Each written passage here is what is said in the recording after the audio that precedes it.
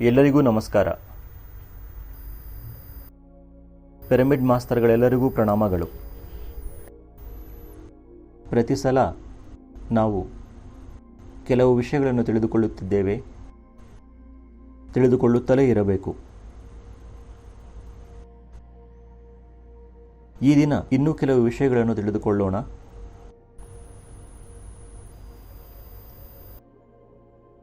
ಪಾಪ, ಪಶ್ಚಾತ್ತಾಪ, ಪ್ರಾಯಶ್ಚಿತ್ತ, ಪರಿಹಾರ.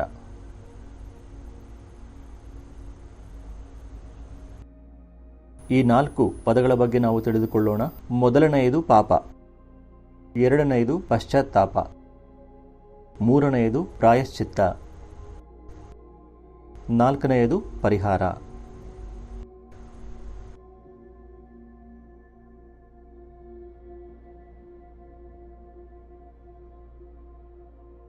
ಪಾಪ ಮಾಡಿದವರು ಅದು ಯಾವಾಗ ಹೋಗುತ್ತದೆ ಅಂದರೆ ಅದರ ಎಫೆಕ್ಟು ಪರಿಹಾರದಿಂದ ಆಗುತ್ತದೆ.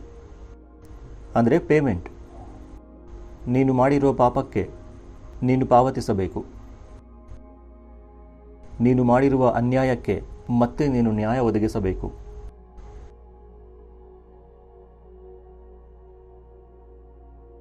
ನೀನೆಷ್ಟು ದುಃಖ ಕೊಟ್ಟಿದ್ದೀಯೋ ಎಲ್ಲರಿಗೂ ಮತ್ತೆ ಅಷ್ಟು ನಿನಗೆ ದುಃಖ ಆಗಬೇಕು. ಅದೇ ಪೇಮೆಂಟ್ ಎಂದರೆ ಪರಿಹಾರ.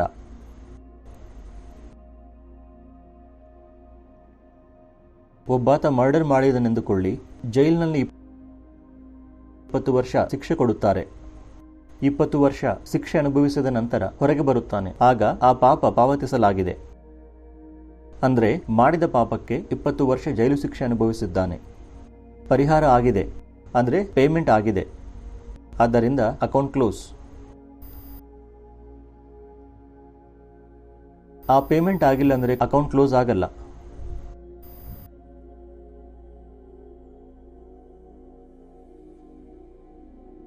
ಪುಣ್ಯಕ್ಕೂ ಸಹ ಪೇಮೆಂಟ್ ಇರುತ್ತದೆ. ನೀನು ಮಾಡಿರುವ ಪುಣ್ಯಕ್ಕೆ ಮತ್ತೆ ನಿನಗೆ ಬರುವುದೆಲ್ಲ ಬಂದೇ ತೀರುತ್ತದೆ, ಬರಲೇಬೇಕು. ನೀನು ಮಾಡಿರುವ ಪಾಪಕ್ಕೆ ನೀನು ಕೊಡಲೇಬೇಕು. ನೀನು ಮಾಡಿರುವ ಪುಣ್ಯಕ್ಕೆ ನಿನಗೆ ಬರಲೇಬೇಕು ಲಾಭಗಳು. ಮಾಡಿಕೊಂಡವನಿಗೆ ಮಾಡಿಕೊಂಡಷ್ಟು ಮಹಾದೇವ.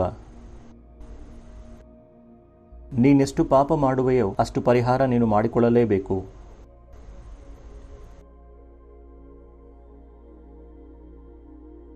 ಚಿಕ್ಕ ಚಿಕ್ಕ ಪಾಪಗಳಿಗೆ ಚಿಕ್ಕ ಚಿಕ್ಕ ಪರಿಹಾರಗಳು, ದೊಡ್ಡ ದೊಡ್ಡ ಪಾಪಗಳಿಗೆ ದೊಡ್ಡ ದೊಡ್ಡ ಪರಿಹಾರಗಳು, ದೊಡ್ಡ ದೊಡ್ಡ ಪೇಮೆಂಟ್ಸ್.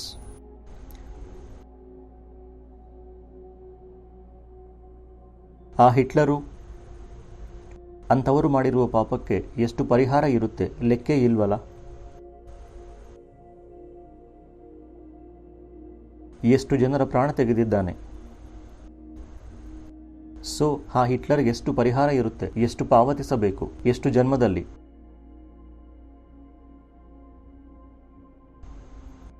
ಹಾಗೆ ಗಾಂಧೀಜಿ ಎಷ್ಟೋ ಒಳ್ಳೆ ಕೆಲಸಗಳು ಮಾಡಿದ್ದಾರೆ. ಅವರೆಷ್ಟು ಲಬ್ಧಿ ಪಡೆದಿದ್ದಾರೆ ಪರಲೋಕದಲ್ಲಿ. ಲೆಕ್ಕವಿಲ್ಲದಷ್ಟು ಲಾಭ ಪಡೆಯುತ್ತಾನೆ. ಮುಖ್ಯವಾಗಿ ಈ ದಿನ 4 ಪದಗಳನ್ನು ತಿಳಿದುಕೊಳ್ಳೋಣ. ಪಾಪ, ಪಶ್ಚಾತ್ತಾಪ, ಪ್ರಾಯಶ್ಚಿತ್ತ, ಪರಿಹಾರ. ಪಾಪ ಎಂದರೇನು? ಬೈಬಲ್ನಲ್ಲಿ ಒಂದು ಒಳ್ಳೆಯ ನಿರ್ವಚನ ಇದೆ ಪಾಪದ ಬಗ್ಗೆ. Whatever you do against your better knowledge is sin for you.